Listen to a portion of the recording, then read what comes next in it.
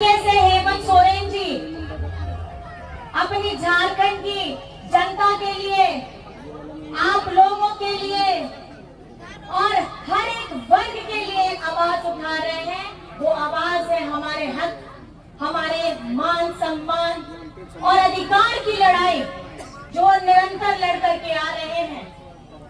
आज हम सभी यहाँ पर में एकत्रित हुए हैं। ये एक चुनावी सभा है, लेकिन इस चुनावी सभा में भी मैं आपको बताना चाहती हूँ कि 2019 में आप लोगों का प्यार, आपका आशीर्वाद पा करके हेमंत सोरेन जी ने राज्य का भार संभाला था मुख्यमंत्री के तौर पे, और उनकी सबसे पहली और अभी तक हम जिसकी अपनी लड़ाई, अपनी आवाज को बुलंद कर रहे हैं, वो है हमारा 1932 का खतियान स्थानीय नीति। आपको पता होना चाहिए कि झारखंड सरकार, अबुआ सरकार, आपकी अपनी सरकार, आपकी महागठबंधन की सरकार ने 1932 का स्थानीय नीति ये पारित कराया था विधानसभा से, और पारित कराने के साथ में उन्होंने ये दृढ़ संकल्पित होकर के उन्होंने ये बात उठाई थी कि अगर झारखंड में चलेगा तो 1932 का खतियान चलेगा और स्थानीय नीति चलेगी। लेकिन मैं आपको बताना चाहती हूँ, हमारी महागठबंधन के लोग, हमारे जितने विधायक हैं, जितने प्रतिनिधि हैं, जितने हमारी सरकार में लोग उपस्थित हैं, वे इस आवाज को बुलंद कर रहे हैं। लेकिन जो बीजेपी के साथ है, जो एनडीए के साथ में है, ये वहीं पे रहते हैं और उनको पता है कि 1932 का खतियान कितना जरूरी है। लेकिन जैसा ही विधानसभा से पारित कराते हैं, केंद्र सरकार के पास में जाता है, तो आपके एनडीए के साथी लोग 1932 का साथ नहीं देते हैं। आज वे आपके सामने में आएंगे और अपनी बातें करेंगे कि हमने ये बनाया, वो बनाया, लेकिन जब अगर 1932 का स्थानीय लागू नहीं होगा तो आप कुछ भी बना लीजिए, हमारी जमीन, हमारी अस्मिता की लड़ाई, हमारी पहचान हमसे छीन जाएगी, और इसकी लड़ाई हेमंत सोरेन जी लड़ रहे हैं। आज आप लोगों को पता होना चाहिए, झारखंड बने हुए अभी 24 वर्ष हो रहा है। अभी इस बार हम लोग 24 वर्ष पूरे करेंगे, लेकिन 24 वर्ष में सबसे ज्यादा सत्ता में कौन रहा? ये बीजेपी एनडीए के लोग रहे। और इन्होंने क्या किया? झारखंड में हमारे पिछड़ों का जो 27% का आरक्षण था, झारखंड बनने के बाद जब बीजेपी की पहली सरकार बनती है, तो ये हमारे पिछड़ों का 27% का आरक्षण घटा करके 14% करते हैं। और सबसे ज्यादा सत्ता में इन्होंने रहा, और ये 27 से 14 किए, लेकिन 14 से ये कभी 27 नहीं लेके गए हैं। ये भाजपा के लोग आज अब हम लोगों को आपस में लड़ाने का काम करते हैं, लेकिन आपको पता होना चाहिए दूसरे राज्यों में पिछड़ों का आरक्षण अभी भी 27% है, लेकिन झारखंड के साथ ही लोग भेदभाव करते हैं। आज चुनावी मौसम है, यहाँ पे बड़े बड़े नेता आ रहे हैं, केंद्र से मंत्री आ रहे हैं, दूसरे राज्यों से मुख्यमंत्री, उप मुख्यमंत्री सब आ रहे हैं, और लेकिन ये मौसमी लोग हैं, ये लोग सिर्फ चुनाव के लिए आ रहे हैं, आपसे आपका वोट लेने के लिए आ रहे हैं। लेकिन ये आपको गहन चिंतन की जरूरत है, आपको आत्मचिंतन की जरूरत है कि आपकी लड़ाई कौन लड़ रहा है।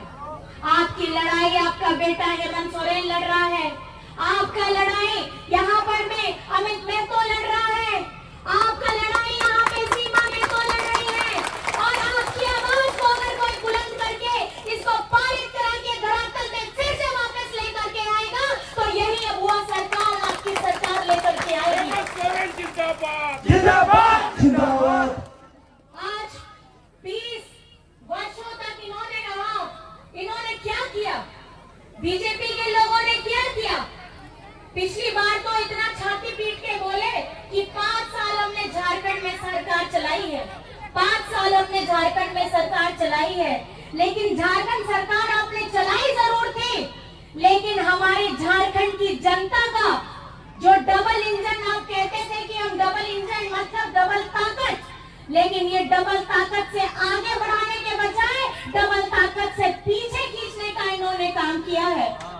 आज आपको मैं बताना चाहूंगी 2014 में जब इनकी सरकार थी, इन्होंने क्या किया? इन्होंने सरकारी स्कूलों को बंद करने का काम किया। हजारों हजार सरकारी स्कूल बंद हो गए और हेमंत सोरेन जी जैसे ही आते हैं उन्होंने सीएम स्कूल ऑफ एक्सीलेंस खोला। क्या है सीएम स्कूल ऑफ एक्सीलेंस?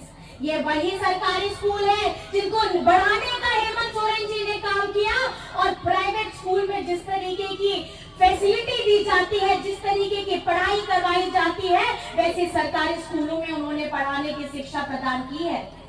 आज सावित्रीबाई फूले की 9 लाख बच्चियों को इसमें सहायता राशि दी जा रही है। कक्षा 8 से लेकर के कक्षा 12 तक 40,000 की राशि क्यों दे रहे हैं हेमंत सोरेन जी? कभी सोचा है आपने?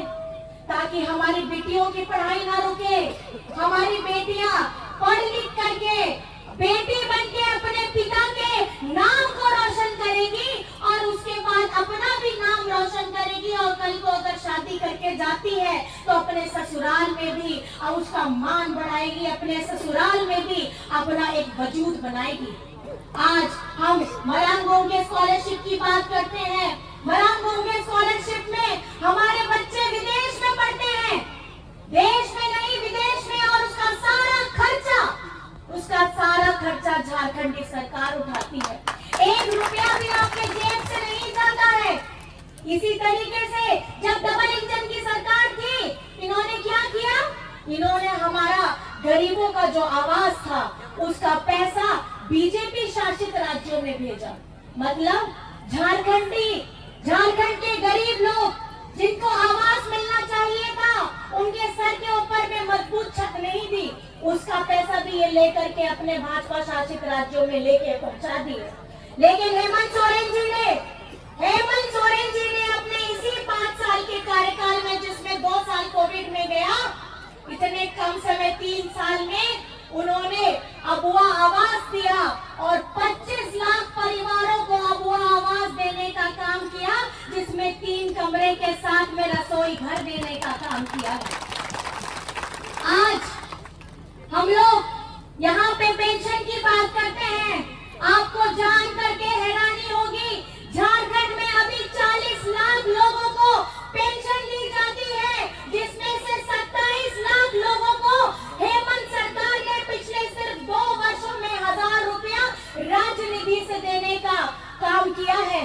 आज अगर आप देखेंगे, चाहे पेंशन की बात हो, हरा राशन कार्ड की बात हो, हरा राशन कार्ड पिछले 2014 में डबल इंजन की सरकार ने हरा राशन कार्ड लाभुकों का नाम डिलीट किया, मतलब नाम काट दिया। और हेमंत सोरेन जी जैसे आए, उन्होंने 20 लाख लोगों को हरा राशन कार्ड देने का काम किया है। आपको मैं ये बताना चाहूंगी, आज हम आपके सामने में आए हैं, आज हम अधिकार के साथ में आपके सामने में आए हैं, क्योंकि हमने धरातल में काम किया है और इसी जोश के साथ, इसी उम्मीद के साथ में आए हैं कि आपका आशीर्वाद और आपका प्यार मिले। ये लड़ाई निरंतर लड़ने वाले हेमंत सोरेन जी को जिस तरीके से ये प्रगति से काम कर रहे थे, बीजेपी वाले डर गए और डर करके इन्होंने षड्यंत्र के तहत इसी साल के आरंभ में झूठे केस में जेल में डलवाने का काम किया। 5 महीना वो जेल में रहे। लेकिन मैं आपको बताना चाहती हूँ, जैसे ही वे जेल से बाहर निकलते हैं, एक ऐसी क्रांतिकारी योजना लेकर के आते हैं जिसकी चर्चा सिर्फ राज्य में नहीं पूरे देश में हो रही है। आप मुझे बताइए वो कौन सी योजना है जिसकी चर्चा पूरे देश में हो रही है? मैया सम्मान योजना। भैया आपको ज्यादा पता रहता है मैया योजना के बारे में, है ना? जितनी खुशी हमारी मैया में है, उससे कई ज्यादा खुशी दुगनी हमारी भैया में है। ये बहुत बहुत धन्यवाद है। मैं इसी ताकत को मैं बताना चाहती हूँ कि अगर आप इस जोड़े को देखेंगे, यहाँ पे इन जोड़े को देखेंगे जब इनके ऊपर मुसीबत आई थी तो शक्ति स्वरूपा बनकर के कौन सामने आई थी? कौन आई थी? और जब कोई महिला आगे में डगमगाती है तो पीछे में कौन खड़ा होता है? तो यही हमारे समाज की खूबसूरती है। यही खूबसूरती है कि अगर कहीं आपको कोई ताकतवर